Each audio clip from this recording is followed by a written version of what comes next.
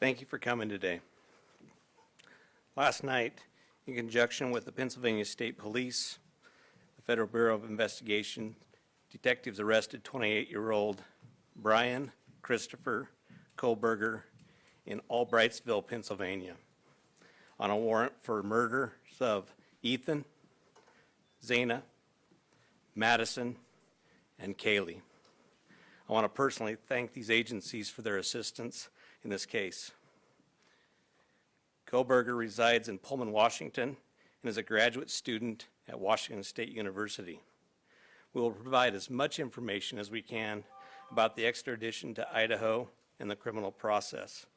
However, due to Idaho state law, we are limited in what information we can release today until Kohlberger has his initial appearance in Idaho court. I want to express my appreciation to our local community, the people of Idaho, and those throughout our nation who provided information to help us investigate these murders has been very impressive. We've received over 19,000 tips, and we've conducted over 300 interviews. To recap this case, on the evening of November 12th, Kaylee and Madison arrived home at about 1:56 a.m. after visiting a local bar and street food vendor. Ethan and Zana were at the Sigma Chi house before arriving home around 1:45 a.m.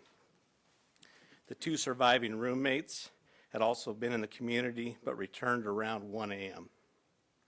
On the morning of November 13th, a 911 call was made at 11:58 a.m. reporting an unconscious person at the residence.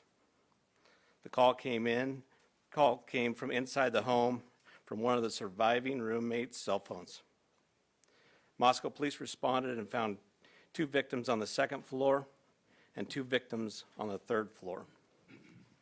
On November 17th, autopsies were conducted and the Latah County coroner confirmed the identity of the 4 victims. The cause and manner of death was homicide by stabbing. Some had defensive wounds, and each had been stabbed multiple times. These murders have shaken our community, and no arrest will ever bring back these young students. However, we do believe justice will be found through the criminal process. This was a very complex and extensive case. We had developed a clear picture over time, and we stand assured that the work is not done. But be assured the work is not done. This has just started.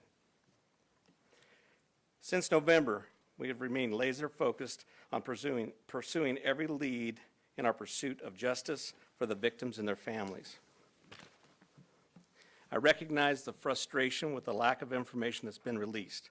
However, providing any details in this criminal investigation might have tainted the upcoming criminal prosecution or alerted the suspect of our progress.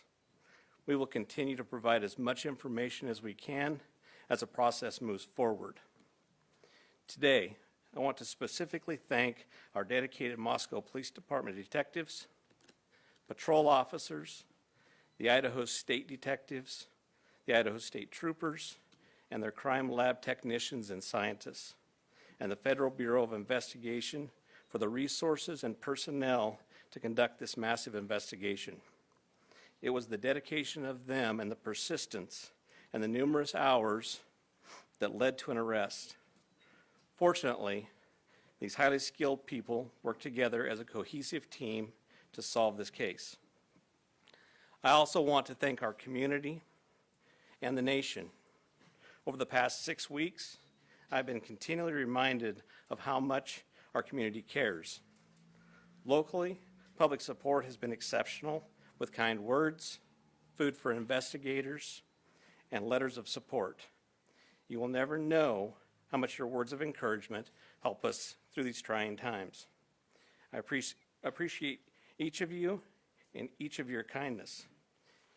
Agencies and individuals from across the nation have reached out to us to express their support to this department. I'm reminded how our Moscow community, our families, and the nation has been impacted by this daily. Finally, I do want to thank our media partners for the help. You kept this in the news, you helped us with tips, you kept things going, and we truly appreciate that. And you are the product of those 19,000 tips that we received, which is an impressive number. I would like to invite Bill Thompson, the county prosecutor, up at this time.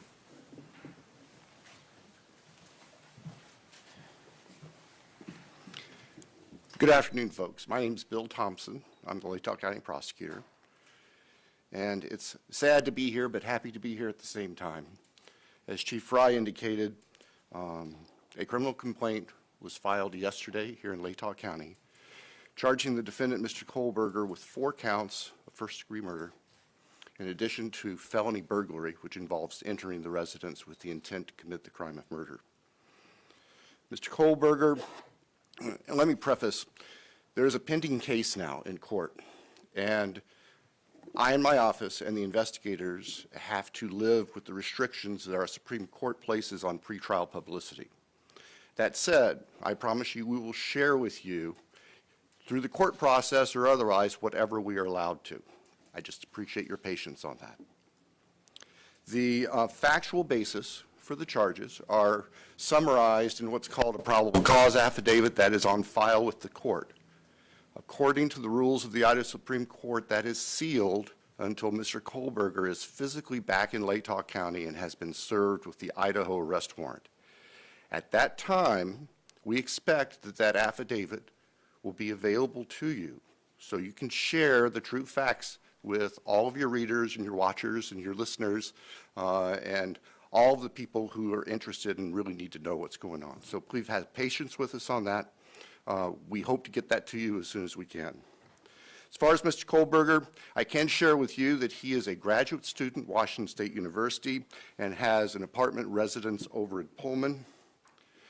He has had an initial appearance in front of a judge in Pennsylvania. He is being held without bond, and the warrant from our magistrate judge here also provides for no bond.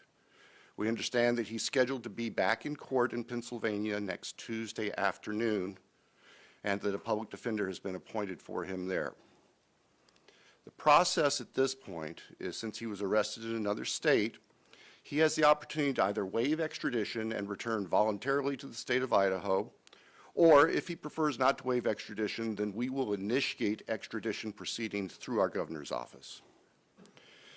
If we do that, it can take a while for him to get here. So again, I'm asking for your patience and understand that's just the way the system works.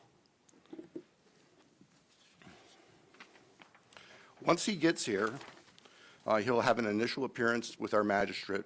They'll deal with issues such as making sure competent counsel is representing him, and the case will be scheduled for further hearings. Your primary source of factual information is going to be the court record, because that's what the Supreme Court says we need to refer you to. So please pay attention to what's going on in court and have people there to watch and hear what's being said. As an attorney, myself and my office, we are limited on what we are allowed by the courts to say outside of the courtroom. So please just work with us. Finally, as the chief indicated, this is not the end of this investigation. In fact, this is a new beginning. You all now know the name of the person who has been charged with these offenses. Please get that information out there. Please ask the public, anyone who knows about this individual, to come forward, call the tip line, report anything you know about him to help the investigators and eventually our office and the court system understand fully everything there is to know about not only the individual, but what happened and why.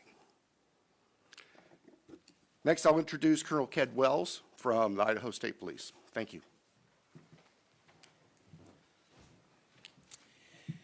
Well, good afternoon.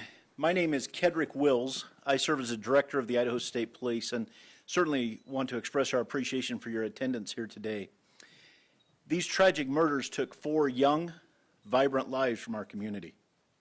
Nothing we do can bring them back.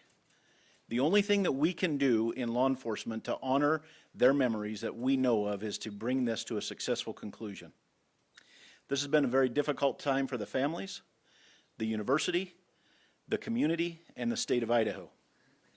However, it is also proven that communities come together in tough times. Certainly appreciate the support of the local community and our national audience that has been following us as our investigators have worked through this case. I'm thankful also to you, the media partners, who have helped keep this case in the forefront that generates the tips and we hope will continue to generate information that will help us to a conclusion of this proceeding. I'd like to express our appreciation on behalf of the Idaho State Police to Chief Fry, his leadership, and the entire Moscow Police Department for the way that they handled this from the very beginning. He directed the right people to the right positions that led us to this conclusion today. I've had the utmost confidence in this investigation and in Chief Fry, as well as in Mr. Bill Thompson and the Latah County Prosecutor's Office, who've been a great partner throughout this. Nothing has deterred the commitment of the investigators who've worked on this case, regardless of the organization they represent. It's been very trying and very difficult, as you know, that it has been on those investigators as they do the tedious work that they're so good at doing. The partnerships is what's led here as well. The partnerships between Moscow Police Department, I'd like to express our appreciation with the Federal Bureau of Investigation, specifically the Special Agent in charge out of the Salt Lake City Division, Dennis Rice, and also the work that happened in the last 24 hours in Pennsylvania with the arrest with the Pennsylvania State Police and Colonel Evanchik with the Pennsylvania State Police. We appreciate what they've done across the nation to help us as well. As Bill shared, this investigation is far from over.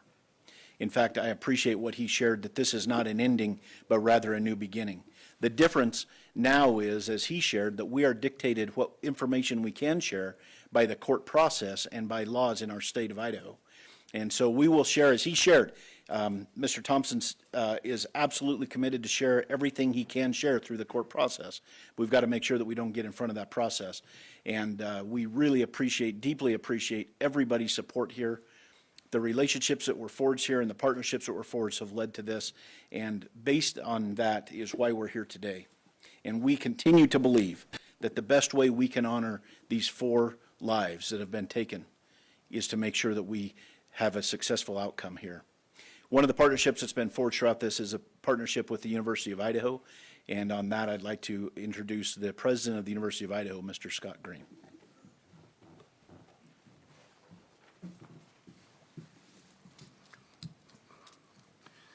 Thank you. Good afternoon. Scott Green, President, University of Idaho.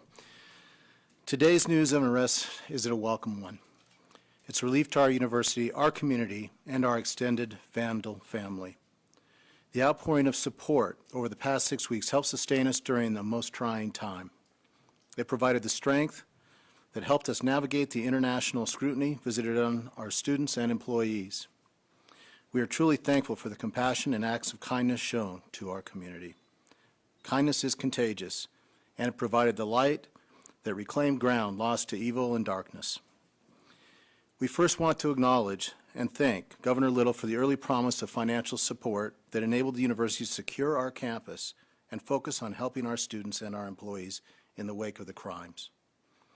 We also appreciate the Idaho State Police and the highly visible security presence that brought comfort and calm to a community shocked and confused by the senseless crimes.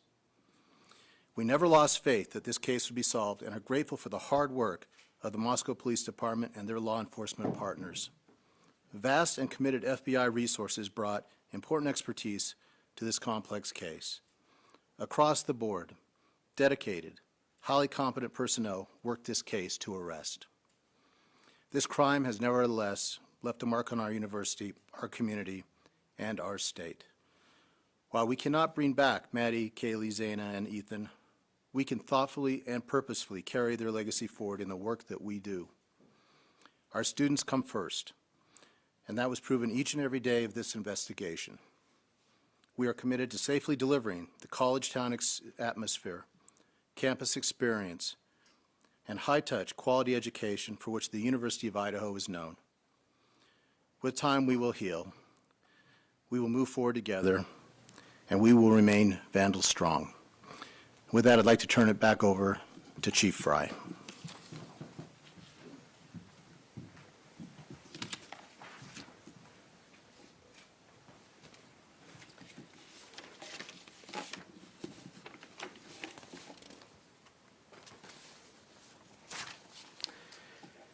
So now we will open the floor to questions. However, I want to remind everyone, as Prosecutor Bill Thompson explained, any factual information regarding the arrest of Kohlberger is currently sealed per Idaho law and will not be released until he has appeared in an Idaho court. Please formulate your questions accordingly. I recognize there are a lot of questions, and I will try to answer as many of them as I can. Is there an evergreen or Argonaut reporter? Lauren Patterson, Northwest Public Broadcasting, Spokane Public Radio. I realize the records are sealed. I guess I'm not too familiar with how it works, but can you tell us what tip, what lead, what piece of evidence really led you all the way from Idaho to the suspect in Pennsylvania?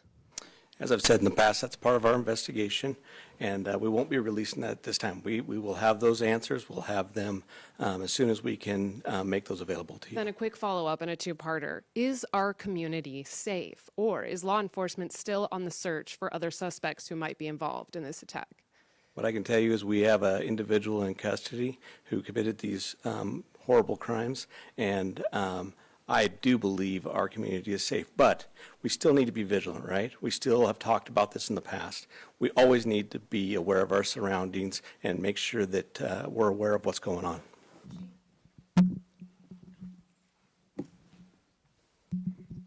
Hi, Chief. How soon into the investigation did police and law enforcement begin to spot Mr. Kohlberger as a potential suspect? And a follow-up, how many tips, if you can say, were specifically related to Mr. Kohlberger? To the tip part, honestly, I can't answer that question, so I'm not even going to speculate on that. On the other part, that's part of our investigation, and it will come out. I'd like the mic to please come right over here.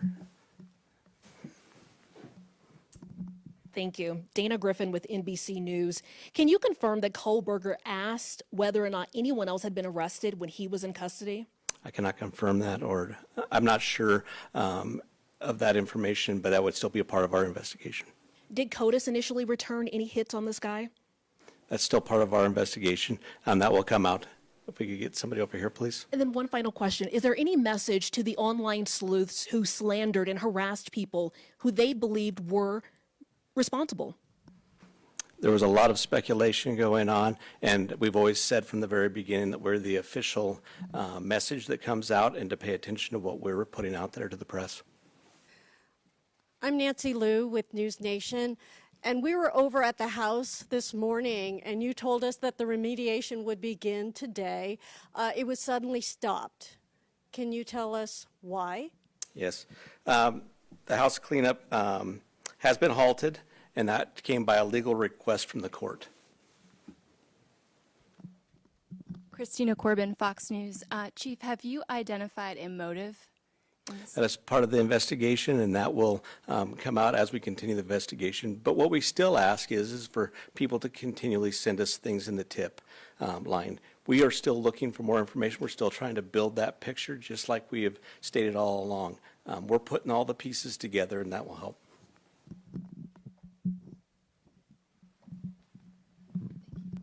Chief Veronica Miracle with CNN. Any indication that the suspect knew the victims?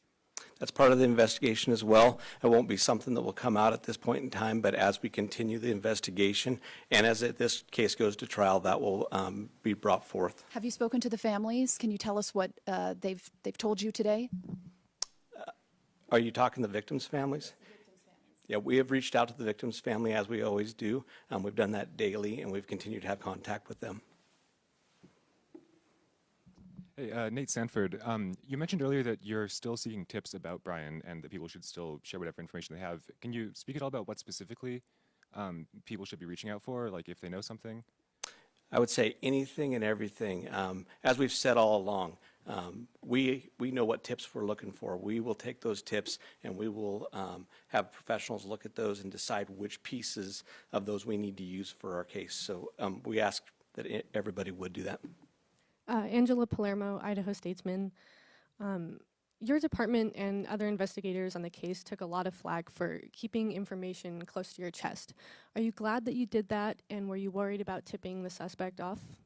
I will 100% stand behind the way that we handled this investigation. And this all started from day one with our patrol officers arriving on scene, locking down the scene, us calling in the Idaho State Police, us calling in the FBI, and keeping information that was pertinent to this case very, very tight. We want to have a situation where, when this goes to trial, there is no doubt that we've done everything right, and we've slowed down, and we've continued to slow down. We'll continue to do that. Hey, Chief. Have you guys found the murder weapon or the Hyundai Elantra? So we are still looking for all pieces of evidence, but we are still looking for the weapon. And I will say that we have found an Elantra. Stephanie Becker with CNN. Can you tell what it was like when you got the phone call when the police told you that they had your suspect? I can tell you, for a lot of law enforcement, it was a fairly sleepless couple of days with, as we were leading up to everything that we were doing. But what I can tell you is I have faith in those agencies across the nation. I have faith in our officers. I have faith in the FBI, and they did a great job. But sure, there was some times, even throughout the day, that we were always concerned. Hi, Chief. Donya Backus, CBS News. Can you talk a little bit more about the suspect's connection to Pennsylvania?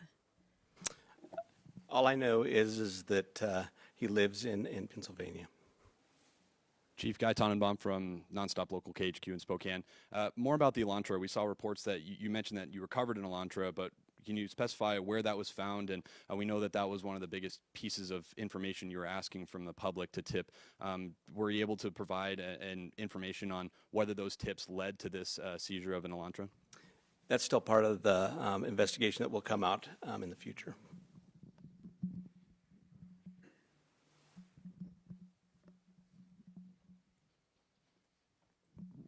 Chief Glenn Mosley, Idaho Public Radio here in Moscow. The additional police presence in town and on campus, semester's coming, is that going to continue?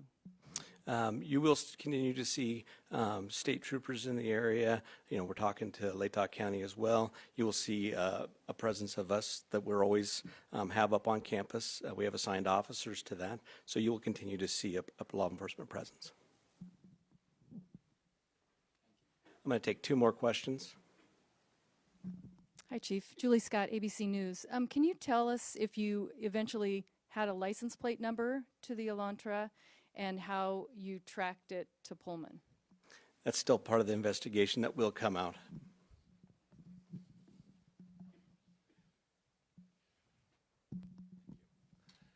Chief, hi, Matt Lovelace with the Murrow College of Communication. I want to ask about Mr. Koberger as a graduate student at WSU. Are you aware of if he returned to campus after November 13th?